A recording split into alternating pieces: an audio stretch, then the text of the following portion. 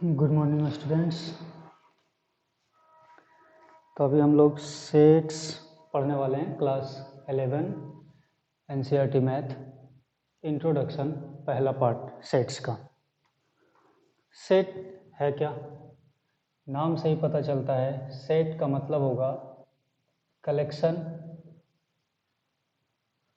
Family, ये सारा word use कर सकते हैं इसके लिए। जैसे फैमिली का अलग अलग मेंबर होता है, उसी तरह से सेट्स का भी अलग अलग मेंबर होगा। ये कलेक्शन है। नाम कहाँ से आया सेट्स? सबसे पहले कौन नाम देने वाला था?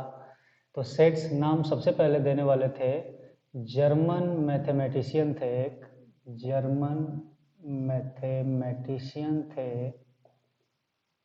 कौन? जॉर्ज कैंटर कह सकते हैं, कंटोर पढ़िए, जो भी पढ़िए आप। ये थे पहला नाम, पहली बार जो सेट्स का नाम दिए थे। अच्छा, सेट्स के बारे में बताए क्या? सेट्स क्यों ज़रूरी है? मॉडर्न मैथमेटिक्स के लिए सेट का जो कॉन्सेप्ट है बहुत ज़्यादा ज़रूरी है। हालांकि अभी हम लोग रिलेशन एंड फंक्शन पढ़ेंगे, दूसरा चैप्टर एनसीईआरटी में, उसके लिए भी सेट्स बहुत ज़्यादा ज़रूरी है। तो सेट्स का जो कॉन्सेप्ट है इसको लिखते हैं concept of set. Concept of set form basis of modern mathematics.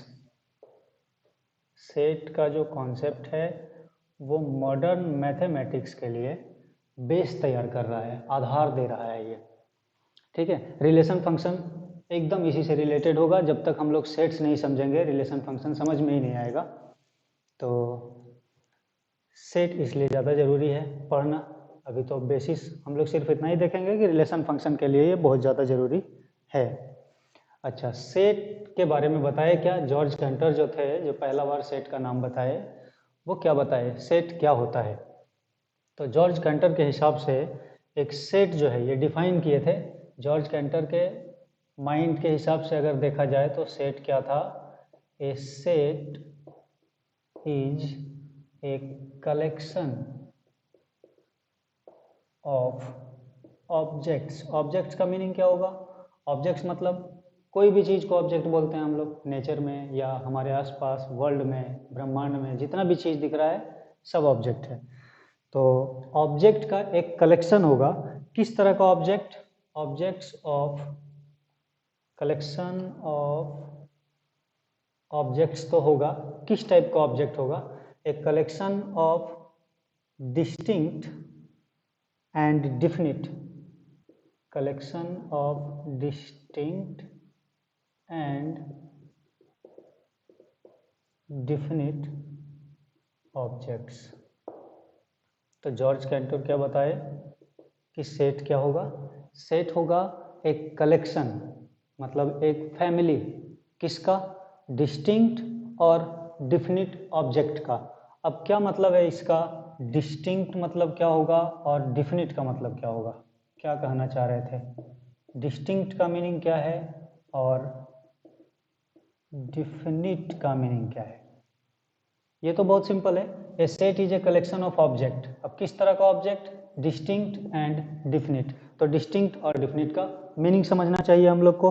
Distinct कहने का मतलब था कि डिस्टिंक्ट का मतलब था कि जो कोई भी कलेक्शन हम लोग तैयार करेंगे उसमें जो ऑब्जेक्ट लिखेंगे वो आइडेंटिकल नहीं होना चाहिए। डिस्टिंक्ट का मतलब हम लोग डिफरेंट बोल सकते हैं कि किसी भी सेट के अंदर जो ऑब्जेक्ट आएगा वो कैसा होगा? डिफरेंट होगा, अलग अलग तरह का एलिमेंट होगा, अलग अलग एलिमेंट होगा। मतलब not identical, not identical.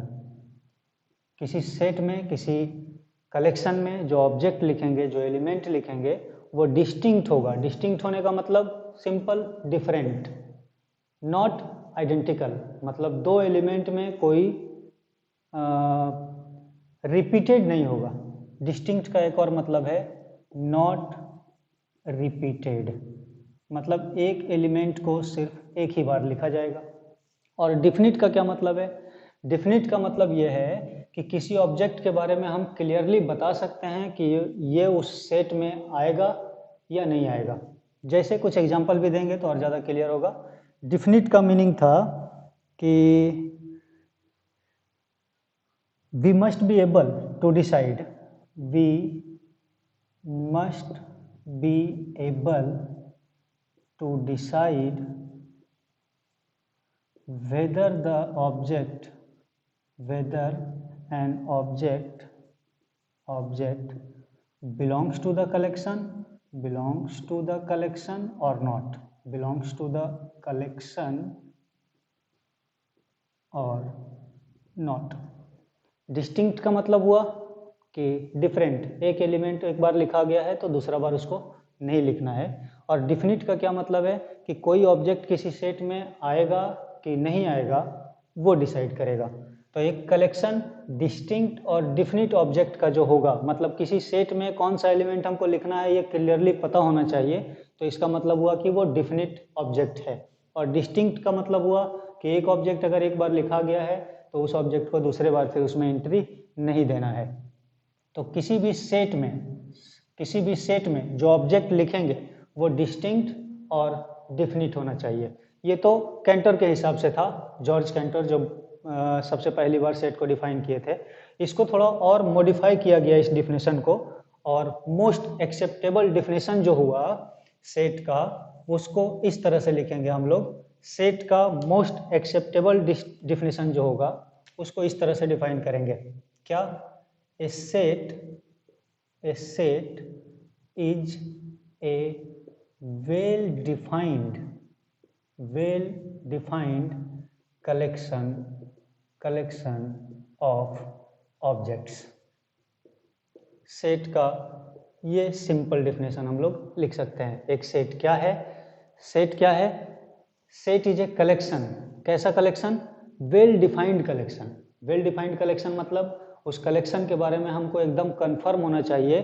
Collection को हम लोग बताए कि फैमिली भी बोल सकते हैं, तो वो एक ऐसा फैमिली होगा जो वेल डिफाइंड होगा। वेल डिफाइंड होने का मतलब क्या होता है कि इसमें कौन सा ऑब्जेक्ट हमको लिखना है, किसको छोड़ देना है, कौन सा इस सेट में आएगा, कौन इस सेट में नहीं आएगा, इसके बारे में क्लियर पता होना चाहिए। तो वेल डिफाइंड का मतलब कि ऑब्जेक्ट के बारे में एकदम क्लियरिटी होना चाहिए कि सेट के अंदर वो आएगा या नहीं आएगा। अब ऑब्जेक्ट जो होता है सेट का, उसके पास कॉमन प्रॉपर्टी होता है। किसी भी सेट का जो ऑब्जेक्ट होगा, हाँ, तो किसी भी सेट का जो ऑब्जेक्ट होगा ना, उस ऑब्जेक्ट के पास एक प्रॉपर्टी होगा, डिफिनिट प्रॉपर्टी होगा। जैसे हम लिखते हैं यहाँ पे, इसको पढ़ के भी समझना आसान होगा। Objects of A set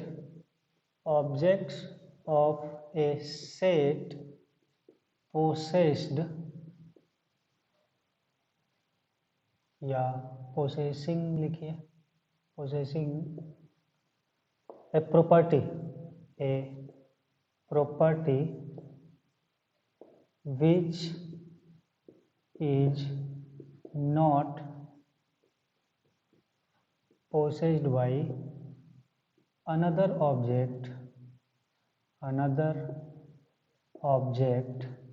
outside the set।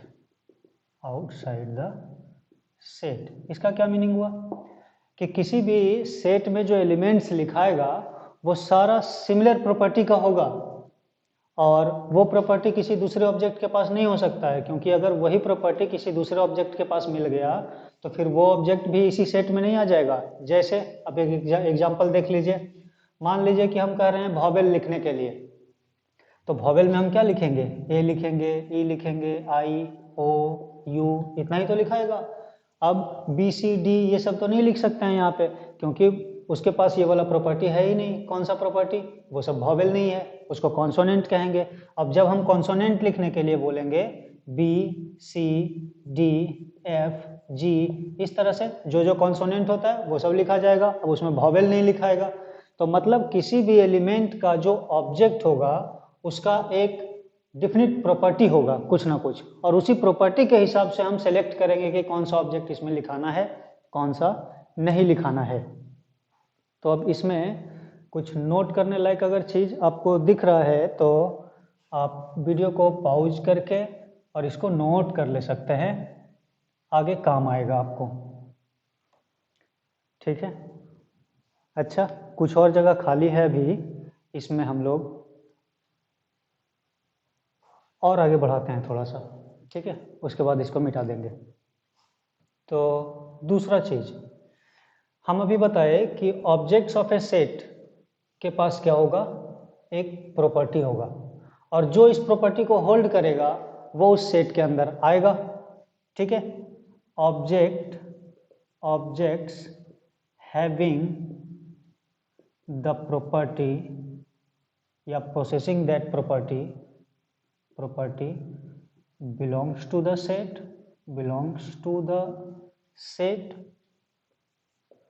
otherwise it does not belong to the set,